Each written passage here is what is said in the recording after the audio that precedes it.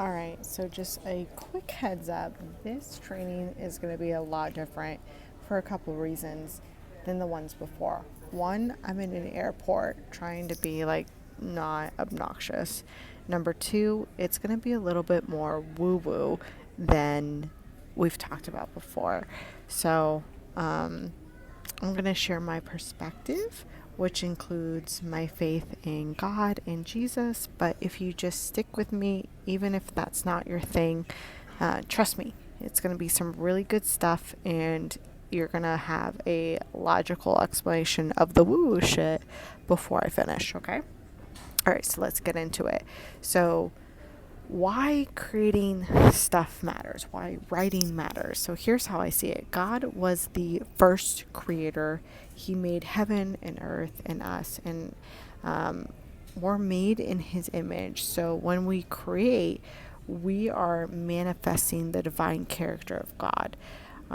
We're basically building portals into different worlds and experiences. That's why music and art and movies and books can hit you right in the feels.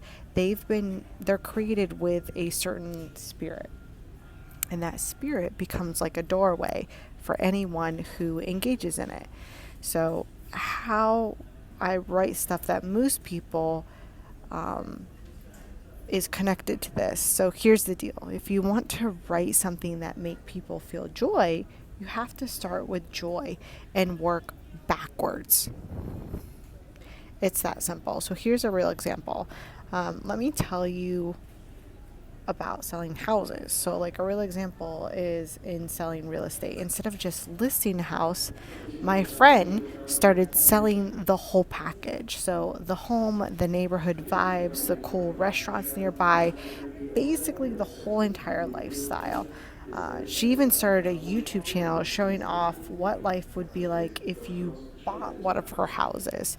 So now she's getting clients from her videos, because she's not just selling a house, she's selling the end product, the end experience that she wants and knows her user, her customer will feel. Same with your writing. So, how we can do that is you start with the end goal, the end emotion, and work your way backwards and use descriptive words, those feelings that come straight from the gut. Describe those. What does that feel like? Does it give you goosebumps? Does it make you sweat? Does it give you shivers? Whatever that looks like, that's what you write about. The next part, so part two of this, is something I learned from Harry Dry, who is a brilliant copywriter. He's absolutely brilliant. So after you write something, after you've identified the emotion you want your end result, your end client to feel, and you work your way backwards, you have your first draft.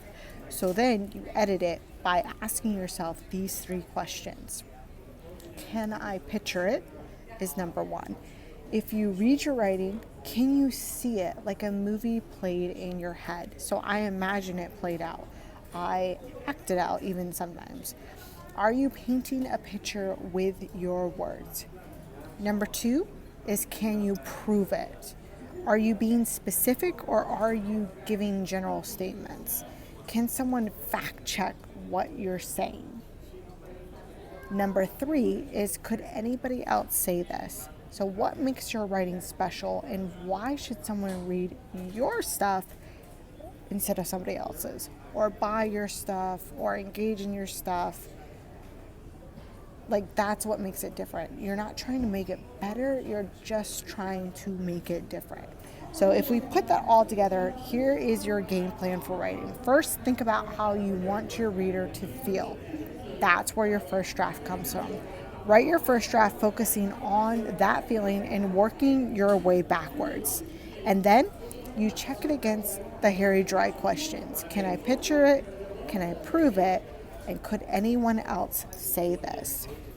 The goal is to get all three. If you get 2 out of 3, you're doing pretty good. But the goal is to get all 3. So fix what needs fixing after that, and really polish it up, make it shine, add more drafts, massage it until it gets to a point to where you feel really good about it. So remember that everything you write is like opening a door for someone else. So make sure it leads somewhere, and make sure it leads somewhere awesome.